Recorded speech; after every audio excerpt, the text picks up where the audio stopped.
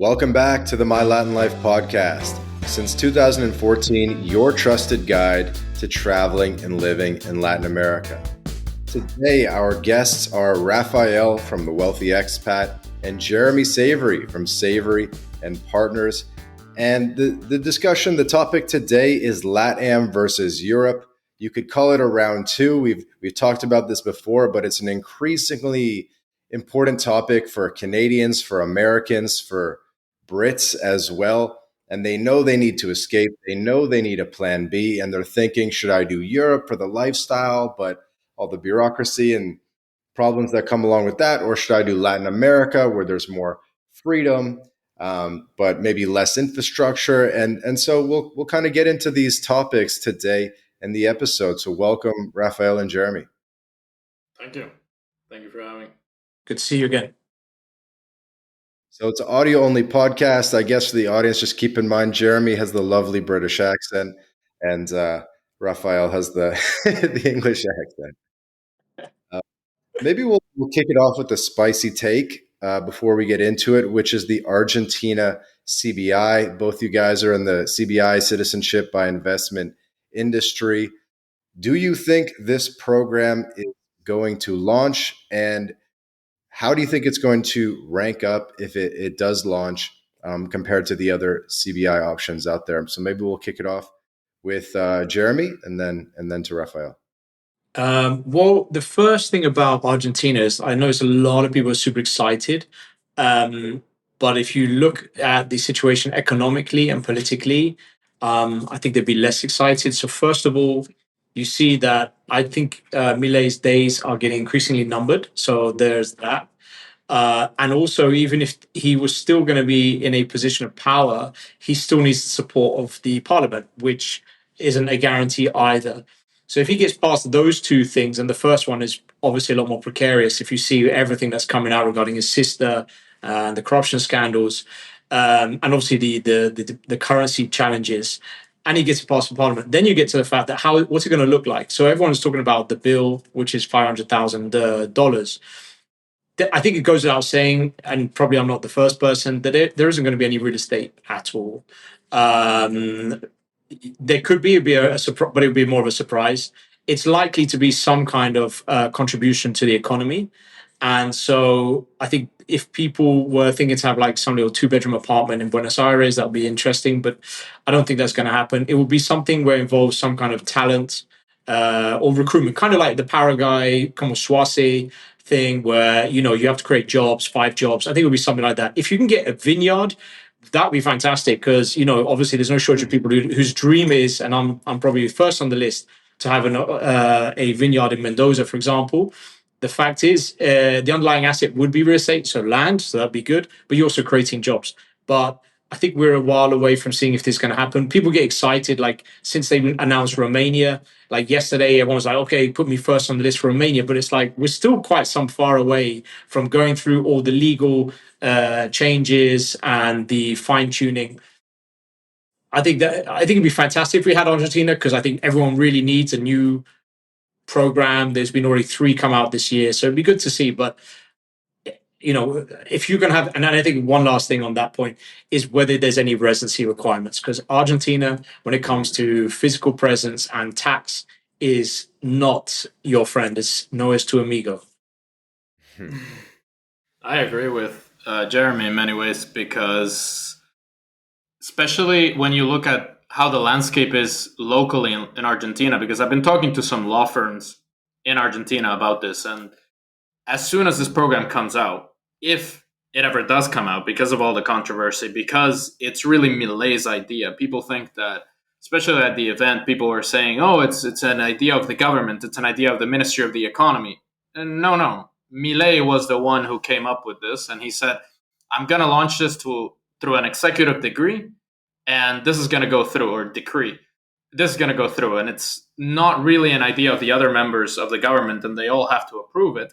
And if they do approve it, it could, like Jeremy said, happen what happened in Hungary, where they said, okay, we're going to launch a golden visa, potentially 250,000 euros. Oh my God, a bunch of people were excited. Oh, I'm going to buy an apartment in the middle of Budapest. and I'm going to get my golden visa. And then at the last minute, they said, actually, real estate is not going to be included. This is only a fund. And then a lot of people ended up not doing it because, I don't know if I want to put €250,000 in a fund in Hungary. Actually, it's not even that attractive. And you started getting less and less interest, although it's still pretty solid option, in my opinion, 10-year visa. It might be the same in Argentina, where people might look at the real estate in Buenos Aires, which I was looking at, and think for $500,000, I can get an insane piece of real estate, and then it ends up being a fund, or ends up being just land, or ends up being, like Jeremy said, like in Paraguay, where you have to hire people and truly contribute. And if it does come through, you're going to see a lot of lawsuits locally. This is what I think, based on what I talk to lawyers on the ground, is there can't be one company running this program.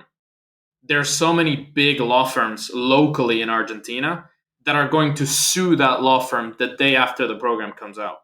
There cannot be, like in the case of Nauru, for example, Henley came out and said, look, we're going to launch Nauru, and now everybody goes through us, and then slowly started giving out licenses. Or in the case of Botswana, Arten came out and said, look, this is our program. That cannot happen with Argentina because they're just going to get sued by 30 different law firms that have connections in the government anyway, locally in Argentina. So I don't see it being super easy. I don't see it being 500K in real estate and you get it. Maybe longer time frame than people are expecting, and for it to launch and then actually be implemented and then take applications. I'm very bullish on Argentina. I love it, and I want it to come through. And I love this passport, but it's not the same as a Caribbean program. What about a bonds option? The first rule about investing in Argentina is don't invest in Argentina. As anyone who's read about any of the previous investors there, and what was it? There was, I can't remember which fund it was or which hedge fund, but they had to commandeer an Argentinian frigate to make sure that they get their repayments. So I think that's the thing, is like, as soon as you move away from bricks and mortar, I mean, I've been doing this for 15 years. People love no headache. So that's why you had initially St. Kitts and Nevis, 1984. It was the SIDF, the Sugar Industry Diversification Fund. It was like a non-refundable donation. But they also had the real estate option, which was 400,000. You buy a property, but even then it had to be an accredited property. Now you're starting to see that. I would love that, because it really, clients get it. You know, piece of real estate, bricks and mortar, title deed in your name, everyone likes it. The minute you start to move towards private funds, or any other, or even staying within real estate, like hotel shares, fractions, the minute that you start to collateralize the underlying asset, there's just less appetite. And there's also a higher chance of clients not getting a liquid investment, or not getting stuck with bills. And I've seen this happen many times. And so I would love, like Rafael said, that it was just straight vanilla real estate, kind of like Turkey. You find your own, you buy your own. Egypt to a certain extent as well. That would be great. Even if you've got an accredited list of certain projects, because the government, people sometimes don't know this, but the governments usually bring design programs to be able to attract investment that wouldn't otherwise come. If you're doing real estate, that's not really trying to attract, that's not creating a new market. And you also, like, how much money are you going to make from that? A real estate broker is going to make a bit of money. That's not really changing or transforming the economy. But if it's like a 100-room hotel that wasn't there before, then yes, that is transforming the economy. And so they try and direct you towards a hotel, like they would with approved project lists in the Caribbean, for example. But that's probably what's going to happen. It's going to try and direct it towards some kind of creative list. But like Rafael said, it's like, what happens if one company gets it? You think other people won't take them to court? And if that company, how did they get the contract? Are they going to be very close ties to Milei's sister again? That wouldn't look good. This type of stuff, like, it's just going to be, look at a really good example is Moldova. Now, coming back to what Rafael said, which is like false starts, or people getting hyper excited about something that in the end doesn't turn out to be the same. Moldova came out, and a lot of agents were like, brilliant, great, we want to do it. I think the price was quite attractive as well, relatively speaking. But what happened is Moldova sounded amazing. People did it, and people went in. There was about 40 files. I know this from personal experience. But what happened was that the way that the program was structured, Parliament was not fully on board with the concept, and Parliament was behind the concept of the CIP. The president, however, was from the opposition party. But when you looked into the details of how it was the legislation, how someone was going to be approved, the president had the final say. But what happened is you had to put the money into essentially escrow, but you're putting the money up front, and then the guy who's opposed to the whole program, he just wouldn't sign it. And then I think there was an election that happened within 6 months later, and the whole thing ended. 40 people got stuck. We don't want the same thing. Everybody wants Argentina. We all really want it, but there has to be some pragmatist amongst us who goes, I don't know. Mm-hmm. I agree. And the same goes because, for example, in Poland,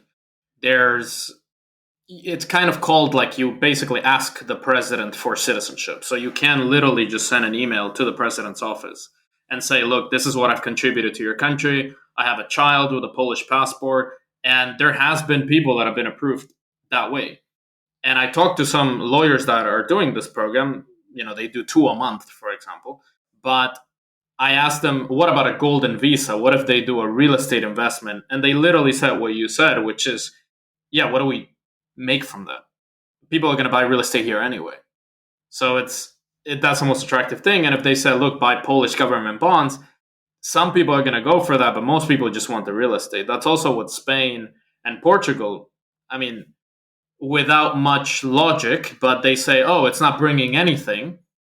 It's buying properties that the locals should buy, not foreigners, which is not true because the percentage is so small. But it does make sense that it raises up the prices and it doesn't really contribute anything. So, yes, I do agree. Maybe it's like Moldova where it starts and it doesn't.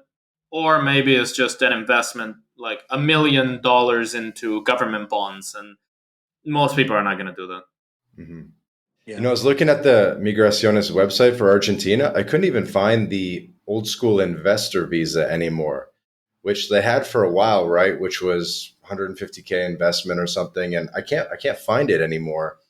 And so I'm putting out some feelers to be like, hey, is the investor option even still a thing? Because maybe like as a reference, you have the Brazil Viper program, which I feel like Rafael's probably a little bit familiar with or looked into. And the way they do it there is it's like a lower investment in northern Brazil, and it's double or triple the investment in southern Brazil, and you can buy freehold real estate there. So if they did something similar, that could be cool. Even as like a direct PR would be cool as well. Well, they had the same in Montenegro. So Montenegro, when they had the CIP, if you bought in the north, I think it was 250,000 in real estate, and I think you bought in the south is 400,000. Same as in Portugal, when you were doing the golden visa, if you're buying a low density area, it was 280, and then it was and then it would go 350, and then it was 500. So they'll break it into categories depending on the part of the country that needs it most. I just don't know. Yeah, it's too early to say. It needs to get passed. Once it gets passed, then we'll understand what the layout is. And again, there'll also be, unfortunately, some people just, I've been in a few instances where a program would launch and people would rush in and, and this came from getting my burnt myself like a long time ago. It's like, let's just wait a little bit and see what happens. And you start to see there's problems like North Macedonia. When that came out, everyone was rushing in. It was like, well, has anyone checked this out? Has anyone been to their offices? I had one of my team go in Skopje and go and visit their offices and get guided around the offices. I went to their offices in Dubai. I asked them for, what does the approval letter look like? They sent me a draft of it. And I was like, I don't even see the word approval in here in English. And I sent them 12 or 13 approval letters from other jurisdictions. I said, take your pick, have a look at any of these. I'm happy to help you. And then we just never heard back. So I think we're too soon to talk about Argentina. I think, as Rafael said, like things will come out bit by bit. But ultimately, you're going to have to see if Milei is going to be around because it's him who's leading this whole thing.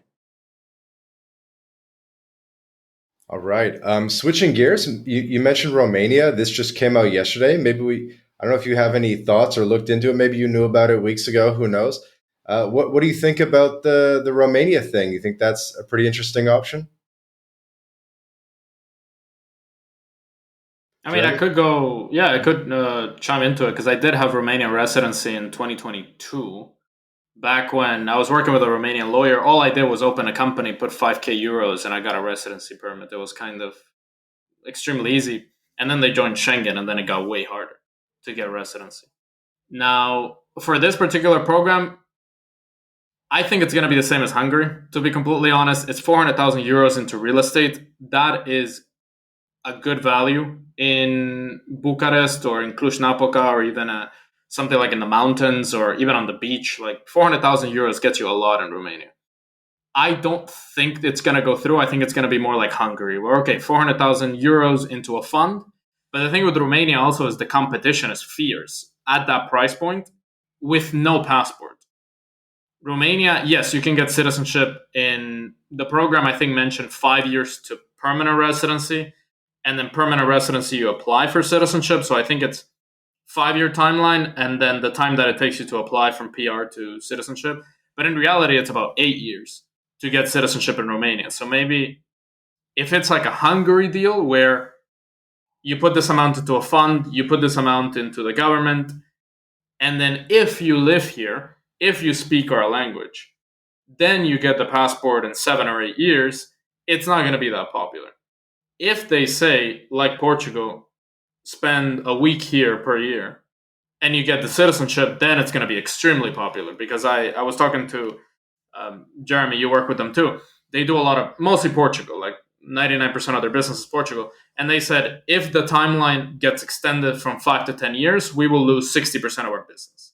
So that tells you kind of who they market it to. They market it to people that want a European passport. They want to get the return. They don't want to donate. And they're willing to wait 5 or 7 years. They're not willing to wait 12 years for the citizenship. So I think the same is going to happen to Romania. It's going to be popular. It's probably not going to be real estate. And it all depends on, will they promise citizenship with very low time commitment? Will they promise citizenship to a Chinese guy living in Dubai who wants to go to Romania 10 days per year? Will that guy get citizenship or not? That's going to determine if the program is huge or not. Yeah, I think I agree. I agree with Rafael. I think, look, I'm not an expert on Bucharest or Romania. I went there once, and the only thing I remember is I saw the biggest rat I ever seen in my life. It was the size of a cat, and but I heard that it's a decent real estate market. I'm a real estate guy at heart. I like investing. I heard that you got pretty good yields, but again, if it becomes a fund, that's not interesting. And then you also need to ask yourself, why would it become a fund? Now, I don't want to get too conspiratorial about the industry, but in the end, it's like if you're buying a house, no one's really making anything from that. If you're getting in a fund, some people are making something from it. So, that could be the reason why they would do a fund or they won't do a fund. Will remain to see. But I do see, come back to the Portugal point, if this goes through and they extend 5 to 10, a lot of people who've done Portugal are really, really tired about what's going on. Their applications are stuck. They're feeling, I mean, some people say that, I've seen a couple of people say it's a switch and bait. It's not a switch and bait. Governments don't work like that. Like bringing thousands of people, investing millions of euros and saying, you know what, ha ha. No, what happens is that it's just Europe. It's bureaucracy. It's Southern Europe. And they're a victim of their own success. Like I'm a Portuguese resident. I think it's fantastic. I invested in real estate there, opened a business there, I hired people there. But it's just Europe, right? And and unfortunately, Europe has a lot of structural problems. Portugal is an amazing country. It's fantastic. I talk about how amazing it is. Unfortunately, everybody else has realized how amazing it is. The idea that you can invest in something passively, it works money for you, but it also gives you the benefits of the residency and a path to citizenship. Suddenly, everyone else is not surprised that the whole world has figured it out. You've got to 5 years. Now they're saying you'll be 10 years. Plus the fact that everyone is frustrated, they're just kind of stuck there while they're trying to renew. Exactly as Rafael said, is like if that comes through, you'll see a lot of people looking at other options, and they already are. They're going to Latvia, and they're going to Hungary, and they're going to Greece, they're going to Malta. But I think, I mean, my office is doing some rough calculations, and we'll probably do like a survey or a white paper on it. But I think if they do that, I think billions of euros are going to leave Portugal within 12 months. Billions. If you think how many people have invested in funds, real estate, they'll be like, you know what, they might stay, they'll keep their residency, or they might say, you know what, I'll exit my position, and maybe they'll take a haircut of 15%. But 15% of 500,000, when you could start Italy at 250, Greece at 250, Hungary, Romania, um, some people would do that, and some people do it out of spite, actually, which is an interesting, an interesting story. I agree. Yeah, I forgot about Latvia too, and it's smaller for people that just want some Schengen. I have a Turkish guy who just got some random ID in Schengen because he just wanted something in Schengen to not have to do the ETIAS. And for those people, they could get Latvia or really get anything else. They don't have to stay in Portugal. Yeah, I agree. They will. A lot of money will exit for sure. Hmm. I heard about this thing that it hasn't really rolled out yet in Europe, but it's like if you get permanent residency in one Schengen country, then it's immediately transferable to other Schengen countries. And this isn't perfectly applied across the union yet, but it could be really interesting for, say, a Romania option where if they give you, say, immediate PR via this golden visa, and then after, say, a certain number of years, or who knows how it would work, that could be immediately transferred and recognized as, say, a Malta PR or a whatever, a Spain PR, like something like that. Have you guys kind of heard about that, or is that an angle that you've taken or looking forward to? Look, Yeah, I can I can chime in. I mean, it's PR in one country doesn't translate to PR in another. If it was like that, I would have gone Malta a million years ago because the Malta PR, for example, you cannot go live in Spain. You cannot go live in Germany or any. It's a PR is yes, it's the Schengen area, yes, it's the European Union, but it only serves you to live in that country, and then 90 days out of every 180 days. Mhm. What could transfer is a different type of PR, which you get not by investing, not by any type of donation. It's just by living in a country long enough where there has to be more criteria. There has to be, for example, your salary is at a certain point, your skills that you bring to the European Union are a certain level. That yes, a PR would translate to another PR. Because also my plan was to just get PR anywhere and then use that PR to convert it to another PR somewhere else. But it is way harder than it sounds. All right. Well, after some spicy takes on Argentina and Romania, a little Europe versus LatAm action already, let's kind of get to the core of it, which is, you have Canadians, Americans, UK, Australian clients. Everybody's kind of fed up what's happening, especially in English speaking Western countries. People are realizing the value of a plan B. And a lot of people want a plan A. A lot of people are ready to escape. They want to lower their taxes, restructure, things like that. Maybe you guys could kind of speak to some of the pros and cons of Europe versus Latin America for this type of profile.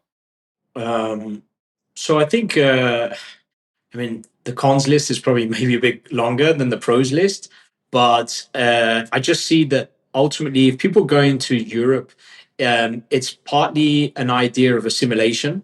Like if you're coming from Western countries, it's a big jump to go to like Costa Rica or Chile or Peru. So you go to South America, sorry, you go to Europe because you holidayed in Amalfi, so you kind of understand Italy if you do the golden visa, if you do the lump sum. You go to France because you like it, and in the end, you're going to pay tax anyway as an American citizen. So you put it all together, it's not a big difference. I spoke to an American lady too yesterday, who she lives on the border of Monaco, so the company's registered in Monaco, but she doesn't want to be a resident because she doesn't want to pay the rent. So it's a lifestyle choice for her. I would say the thing about Europe is that it's the little programs within those countries that make it worthwhile. So in Portugal, you've got a D2, D7, D8. You in Spain, you've got what is it? The non-lucrative visa, I think the NLV. You've got also other options in other parts of Europe, but those are the two popular ones. If you're going there and you're like, you know what, it's slightly tax efficient, I get the residency, you enjoy the culture. Uh, but I think because I'm from UK and to a certain extent Europe, I just see that a lot of things, like I'm a go-getter. That's why I'm in Dubai. I like I like growing a business. I like investing. I like, meeting people. Um, I'm probably going to go and do that Europe thing when I'm at that stage in my life. But things in Europe that make it very difficult for you to actually operate a business. So I think it depends where you are in your stage of life. But I can tell you a couple of examples. I used to work for a French company, and they fired up my director when I was a young guy, but my director. But in France, they don't fire you because it's so expensive. They have to pay you 75% of your salary for 2 years until you find employment. So it's like kind of firing, a football manager, right? And so what happened is that they just stopped sending her email. They just told everyone to stop emailing her. So she would join meetings and we're listening to her because she's the lady in charge. She didn't have anything to say. She didn't know because she's not involved. And that's how they kind of get people to leave the company rather than firing them because it's too expensive for them. In Portugal, I couldn't even call my team because there's legislation in Portugal that you shouldn't be calling your staff after working hours. It's like, this is really detrimental to growth. Like if you want to find opportunity, you're leaving Europe. You're not going to Europe. So that's just my kind of 2 cents on the subject. But Rafael, you probably you're in the good part of Europe. You're in the eastern part. Yeah, I want to because I was listening to the interview between Lex Friedman and Pavel Durov, the Telegram billionaire, and he was saying that obviously he got arrested by France to then do a political move against a bunch of different governments through Telegram. So that was horrible in itself. But he was saying that he has personal friends in France that built a business. They got to around 10 million euros a year, and then the government just started harassing them to the point that they just had to leave. Like they would raid their house at 4 a.m. They would go to their office with like machine guns and just point them at them and just random things just to basically not, I mean, they were scaring them obviously, but it was more than scaring. It was like, please get out of the country. It was kind of a signal to them that they had to go somewhere else. And then that entrepreneur went from France to Dubai, ended up making billions of dollars with his business. And I think that's what Europe does. It either regulates you or it scares you or it taxes you in many ways. I'm in Poland, and this is kind of the best part of Europe, in my opinion. They now want to get rid of income taxes for people that have children, for example. The president 3 days ago talked about removing capital gains taxes. So if they remove capital gains taxes, that will be huge because you have other European countries with very low capital gains taxes, but there is a lifestyle decrease, I would say. So a lot of people move to Andorra for lower taxes, but Andorra is also, it's a mountainous, small country. It's hard to get residency there, even for EU citizens. But Poland will be a straight move. A German can move to Poland tomorrow, have basically the same lifestyle with much better safety, basically same weather. A lot of Scandinavia could just move to Warsaw and pay a lot less taxes, a lot less regulation. The thing is, the bureaucracy here is quite annoying. If you want to hire somebody, there's tons of documents that you need to file. To fire them, like Jeremy said, it's pretty hard to fire someone, to be honest. It's not as tough as Portugal. You can, message people at 9 p.m. and tell them what to do tomorrow. It's not that strict. But the EU, it has its good things: the freedom of movement, freedom of capital. You have all these countries to choose from that you can live in from a lifestyle perspective. But for an entrepreneur, somebody that wants to make a significant amount of money and do it easily, I don't have a huge business in Europe. I have some employees here in Poland, but it's obviously not my business base. It's just a lifestyle factor of it. I like the European lifestyle with the safety, with the, let's say, traditional Eastern values without going too far east, that it's still, pretty safe geopolitically. You also have to keep in mind that geopolitically it could change at any moment. So it's EU has a lot of options. Just you have to be very careful not to move to Spain and spend 7 months and then you have a wealth tax and you're paying 50% tax. Yeah. Yeah, I think like we most of our clients are high net worth and some are ultra high net worth. But I would say that if you were to go, like I think one summer, I think it was not summer, the summer before, I went to go and visit like friends and business associates in was in Monaco, Andorra, Miami, and I passed through Cyprus as well. And obviously, I'm a resident of the UAE. If you see how much construction there is in those countries relevant to other parts of Europe, Portugal, Spain, France.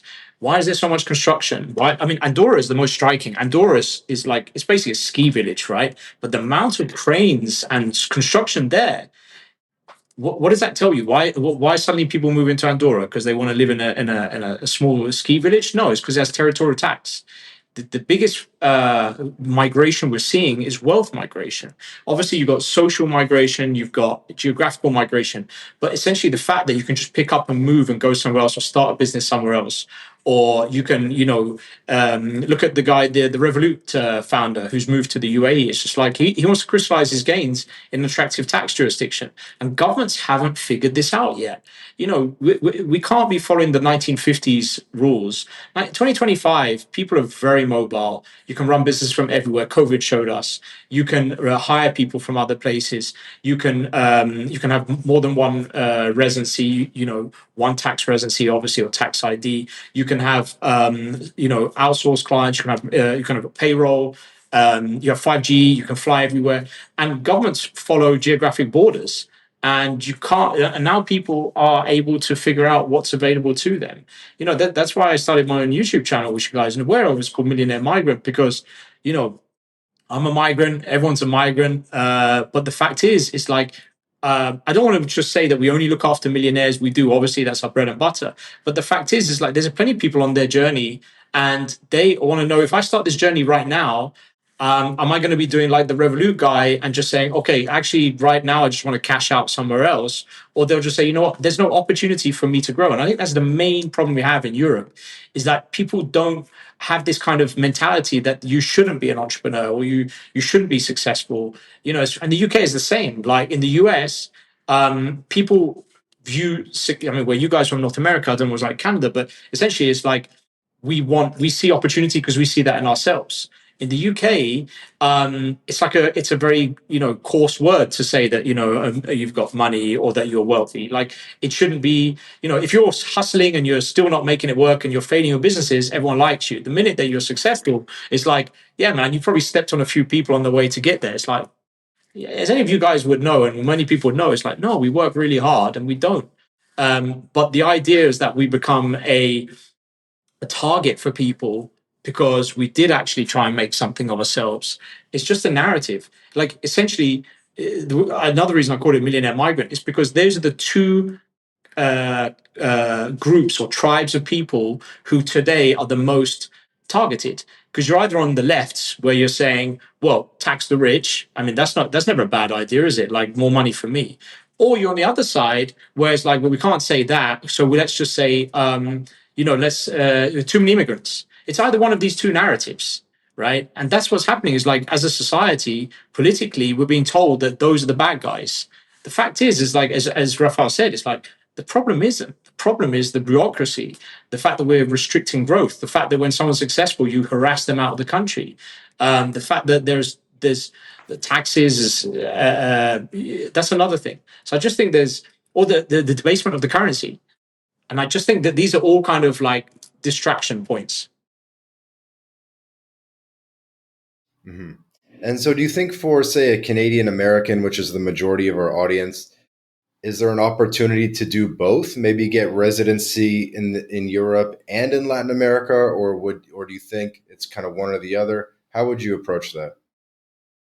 Rafael, you want to do that one?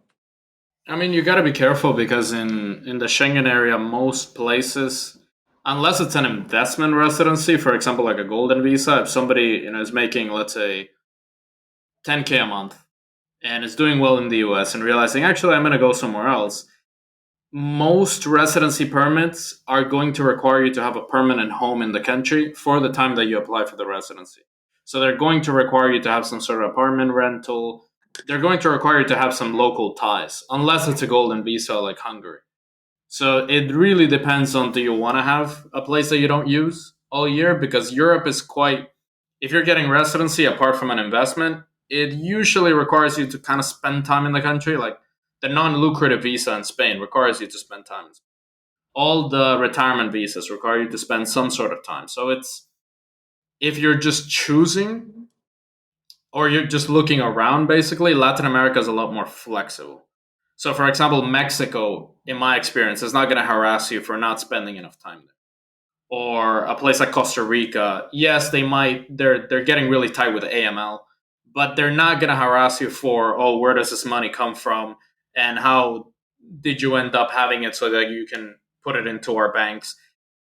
Latin America, obviously, you have to be careful with the safety aspect because I lived in Mexico for a while, lived in multiple countries, and I would say overall, Europe is a lot safer in terms of getting kidnapped, in terms of getting robbed.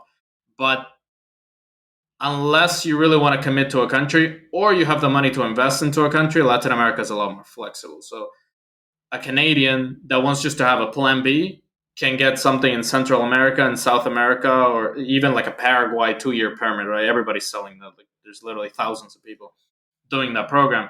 That's cheaper, a lot less hassle, and a lot less commitment than a Schengen residency permit is.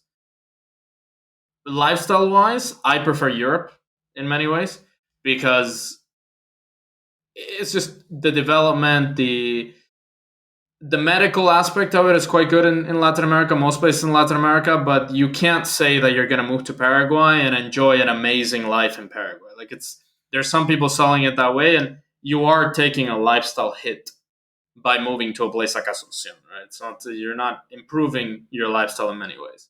So it's a lot less commitment, a lot easier Latin America.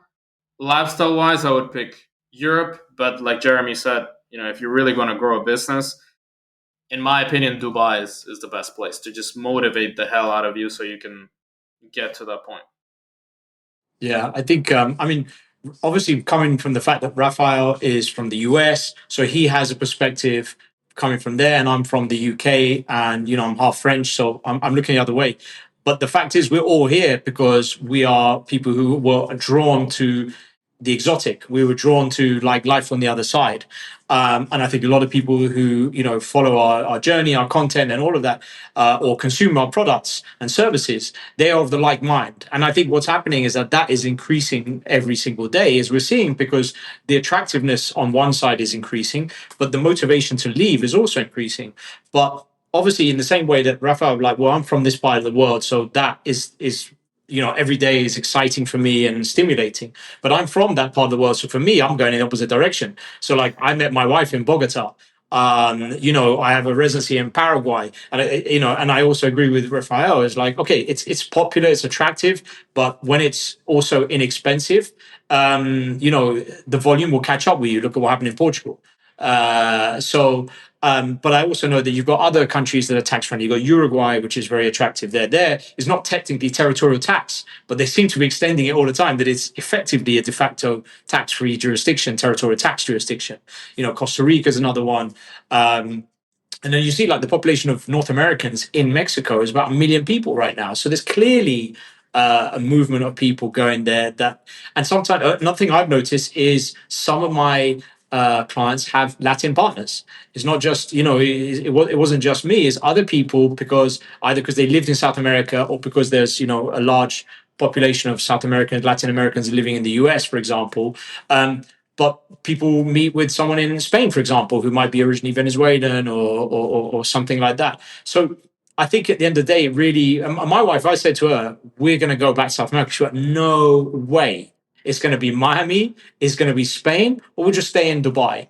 And Dubai is now the new kind of like South America. It's like, if I'm leaving, this is where I want to be. But I think in terms of bureaucracy, Europe will drive me mad. I think South America will give you that flexibility, which reminds me a lot of the UAE. UAE is very, obviously we can't compare, and it's not about this today, but it's very forward thinking. Look at what the changes they made on the golden visas. They're going to provide consular support for people who hold the residency cards. I mean, come on, like, which other country is going to do this? But in South America, it reminds me, because you can get stuff, like, there is regulations, but it's kind of like, come on, man, sort a guy out, like, help your brother out. There's that type of flexibility. And you won't get that in Europe. Actually, I can tell you this, being French, like, you definitely won't get it in France. Like, it will just drive you nuts in France. People go to France on holiday. I don't think people go there to live.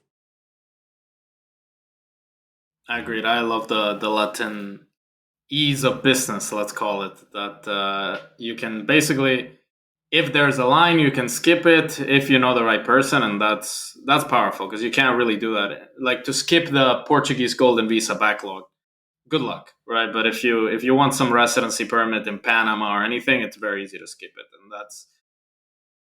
there's a beauty in that to get things done quickly. Well, being an Englishman, I don't advocate queue jumping. That's really goes against my identity and morals. But yeah, like sometimes when you're running a business, like you've just got enough headaches, and you just need life to kind of go in, go the right direction of the stream. But I think it really depends what you want, because you've got variables. It's like, is it for business? Is it for retirement? Is it for lifestyle, which could also mean a dating component? Is it for the rents? I mean, Europe, the rents are going pretty crazy. Portugal is a case in point. Spain is a case in point. If you go to South America, there's a lot of places that are very affordable. And if and again, for example, if you're working with a US business and you want to stay in the same time zone, it really depends on what you're doing, what business it is. I would probably say get residencies in both, and just making sure that obviously you're on the right side of things in terms of declaring which one is your nexus of economic activity. Mm-hmm. Could I ask you a question about that? Do you guys know, for say the golden visas in Europe, your kids get to go to school for free in Europe, right? Even if you're not like domiciled there. Like if you just do the Italy, Hungary golden visa, even if you spend no time there, your kids can still go to school as EU residents, right? In the country where you have the permit. Yeah. So if you have a Portuguese golden visa, they can only study in Portugal. Oh, is that true? Yes. Ah. They cannot go study so that's why also Hungary is not that popular. Apart from the real estate, is that not that many people want to actually live there with their whole family. That they want to go live in Portugal, and they can't do that. You can't get Hungarian residency and then your kids study in Portuguese school for free, because they would need a Portuguese study visa or residency. I don't hear people talking about that when they're choosing their golden visa. But that's true. Yeah, I mean, you can't go to France and suddenly just turn up and say, the kids don't pay. You have to stay within the same country.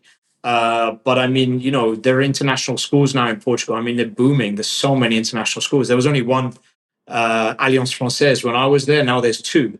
Actually, I have two of my friends who are actually investors in some of the two new schools. So, and again, this kind of leads to a larger point, which is schooling. It's like, are we good doing local schools, international schools? But more people are homeschooling as well. And that makes us incredibly more mobile. And again, this comes back to the whole point. It's just like, this is a time where people are really starting to learn about just how you can pick and choose, build everything you want in your life. You can layer stuff, you can stack stuff. Provided, of course, you do have a mobile business. Some people are just, unfortunately, they're going to be a bit stuck. But no, but I think right now, like there's a book called the Sovereign Individual. You guys maybe have read it or you haven't, but it used to be that people would have to follow what the church would tell you to do, which is a certain level of indoctrination. Then it becomes the state. But we're moving to the third level, where I know we're not getting to the point of free cities and all that type of stuff, but generally, governments look at the UK, the exodus of people leaving the UK, right? Don't listen to anyone who's saying that there isn't an exodus of people from the UK. I've been in the head offices of Financial Times, Bloomberg. It's all they talk about. There are people leaving. And the UK implemented a change that was like, well, all of you who are non-dom, you're going to have to pay the same as everybody else. And those people was like, well, no, I can just go to Italy, which was 100. Italy was like, we can make it 200,000 euros a year. You can pay as a lump sum. You can become a tax resident here. The fact that they had the audacity to double it because they could anticipate how much business was coming away. And then only earlier this week, they said, actually, you know what? We can even make it 300,000.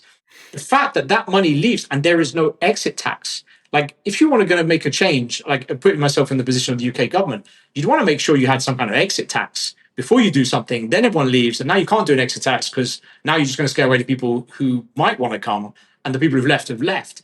Governments haven't figured it out, and so people need to act and position themselves knowing that governments haven't, like, how are you going to... But then it does just get to the point where your governments are going to have to think about citizenship-based taxation, and that's going to come in Europe.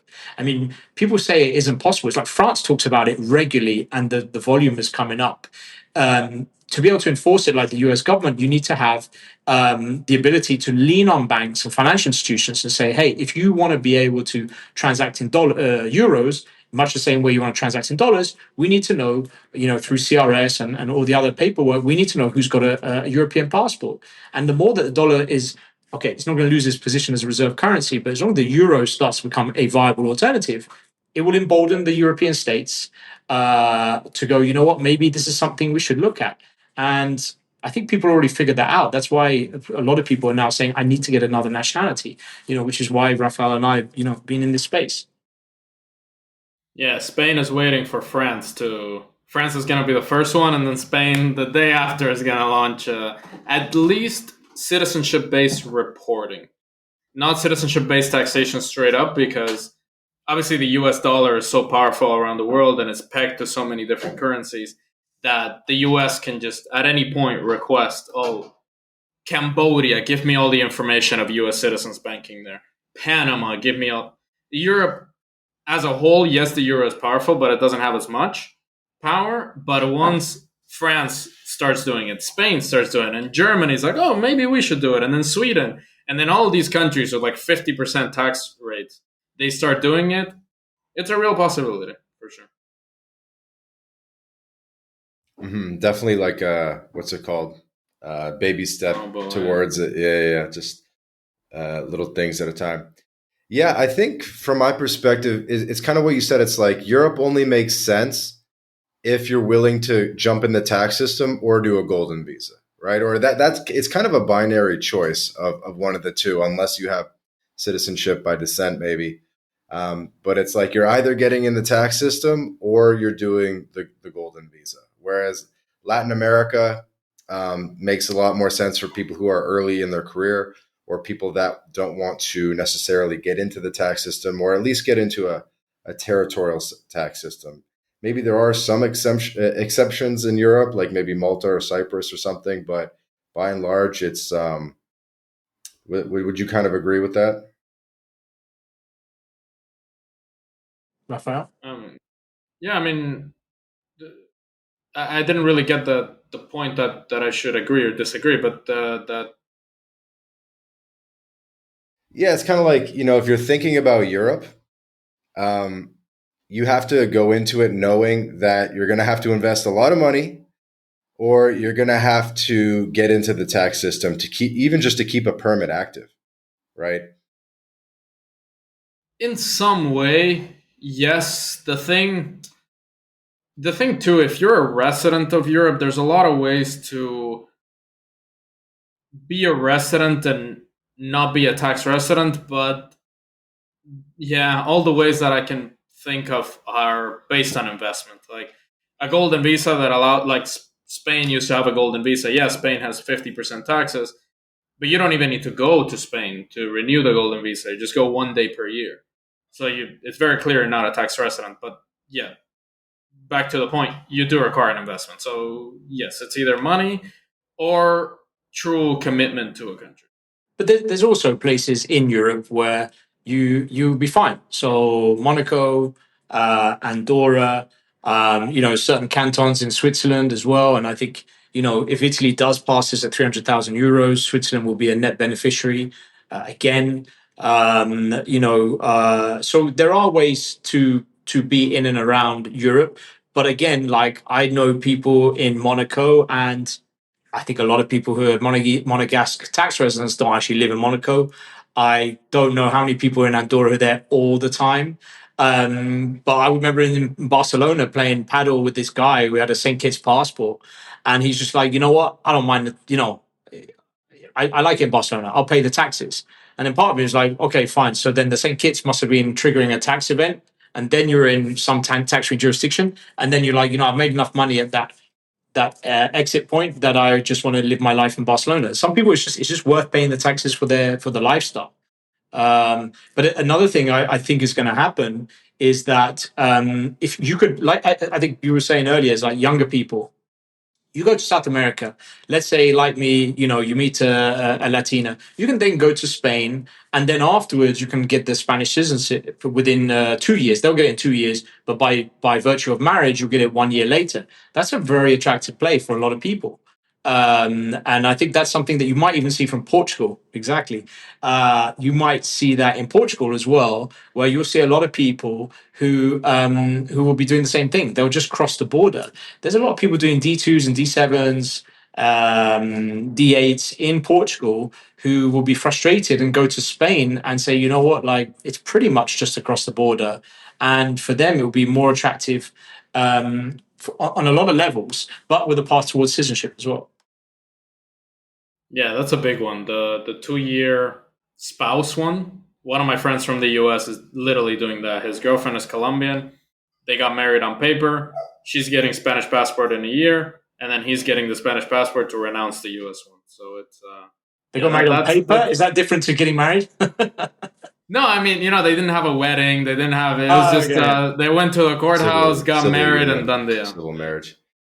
Yeah, and speaking of international couples, right, where someone's from one country, someone's from another, Europe isn't that great for that. I was speaking to a German guy recently. His wife's Indian. She couldn't really get into the European Union. They have to live in Georgia just to just because they can't really get her into Europe. But I think Latin America works really well for that. We see a lot of international husband and wife or spouses that they go to Mexico or they go to Panama where they can both get their residency permit very relatively easily and sort of be together and just be together, where it's a lot harder for these international couples to make that happen in Europe. Yeah. I mean, it depends where they're coming from. Like, I mean, for some of these countries, South America, let's say the Indian lady, I don't think it's going to be massively easy for them to kind of get to South America. I don't know how easy that will be. Paraguay right now is quite selective, to name one country that's quite selective with certain nationalities for them to reside there. But I also know other people who, same thing, where someone's from one nationality, from the other nationality, they're not able to move. I think it was actually to Portugal, or it might have been Spain. I can't remember. But I think this is coming from the fact that people are, the more that we move around the world, the more we meet people from other countries, the more there will be challenges, but the more there are opportunities. But see that in the future, how many passports those kids are going to have, right? This is the future we're working towards. People are, kids nowadays, like, are not going to have two passports. They're going to be having threes and fours. There's got to be a business opportunity in there somewhere. Absolutely. I guess we'll probably start getting to wrapping up. Be respectful of your guys' time and kind of the hard stop at the hour. Do you guys want to each give maybe a bit of a closing thought on LatAm versus Europe and where they can find you? Rafael? Yeah, great.